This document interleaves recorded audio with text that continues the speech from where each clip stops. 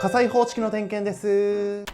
うち火災報知器つけてないけど、ここの建物火災報知器ついてますんで点検しますね。あれ熱感知器が外されてる。ここのこれ自分で取り外しました。いやダメですよ、そんなことしたら。いやだって鳴らしてもうたら嫌やんか。建物全体で音鳴ってまうんやろ。ここの建物は全館明堂ですけど、安全のためなんでそれでいいんです。うち料理とか結構するから、煙出たらなったら嫌やから。いやこの部屋は熱感知器ついてるんで煙には反応しないです。そうなん？心配して損した。ほな取り外してたこれもう一回つけといて。はいって。熱じゃなくて煙でも取ったらあかんけどな。火災報知器勝手に取るなよ。絶対取るなよ。絶対取るなよ。そういうやつじゃないぞ。絶対取るなよ。